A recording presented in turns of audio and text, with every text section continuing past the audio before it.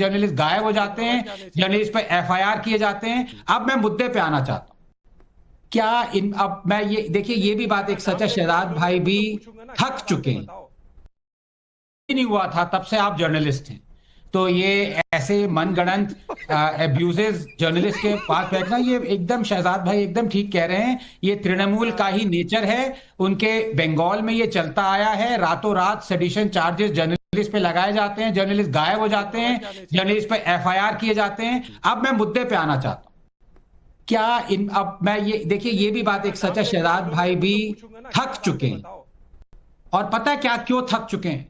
क्योंकि इनसे पहले जो अश्विनी जी ने बोला, इनके बाद तौसीफ ने बोला, इतनी फेक न्यूज डाल दी कि भाई आदमी कितनी फेक न्यूज को करेक्ट करे। लेकिन मैं ये बताना चाहता हूं कि फरवरी 2025 में, ये यहां पे तौसीफ खड़े, अश्विनी जी बैठे हुए हैं, फरवरी 2025 में election commission, state election commission of Bengal, उन्होंने ये आंकड़े दिए कि 9.7 लाख वोटर्स डिलीट हुए बंगाल से। क्या किसी ने बात पता है आपको?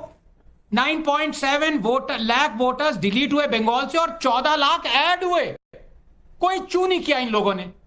लेकिन अब बिहार के बाद ये उछल उछल के कह रहे हैं। लेकिन अब मैं 30 सेकंड लेना चाहूंगा, क्योंकि देखिए मेरे साथ आपका 36 का आंकड़ा या पता नहीं जो भी कह लीजिए, हिंदी में क्या कहते हैं, आप मुझे डांटती रहती है, क्योंकि मैं बोलूंगा तो आप बोलती हैं कि बोल रहा है। अब मैंने जैसे राहुल गांधी को मैं दोषी नहीं ठहराता, मैंने ज्ञानेश कुमार जी को दोषी ठहराया हुआ है, क्योंकि राहुल गांधी सुधरेंगे नहीं। लेकिन ज्ञानेश कुमार जी जब तक उनको सू नहीं करेंगे तब तक राहुल गांधी का कान पे जू नहीं रहेंगी। ऐसे ही मैं ममता दीदी को मैं गुनाहगार नहीं ठहरा रहा, उनका काम ही है। दंगे की बात कर रही हैं, आपको पता है पिछले 6 साल में 5 बार हिंदुओं का पलायन हो चुका है। डायमंड हार्बर, 24 परगनास, मुर्शिदाबाद लेटेस्ट केस था, इतने सारे और केसेस से पलायन होके असम जाते हैं, हर जगह जाते हैं। मैं उनको ब्लेम ही नहीं कर रहा, उनका काम ही है।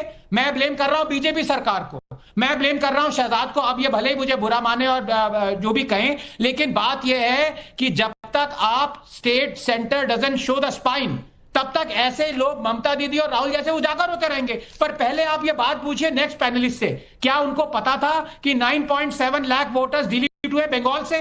और किसी ने केस क्यों नहीं किया फिर इलेक्शन कमीशन पे?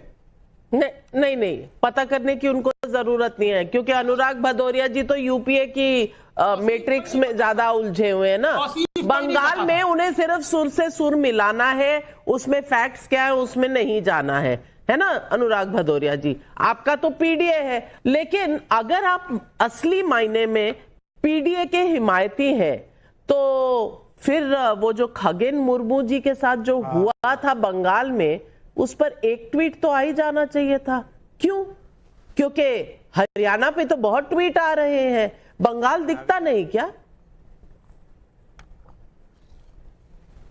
नाविका जी,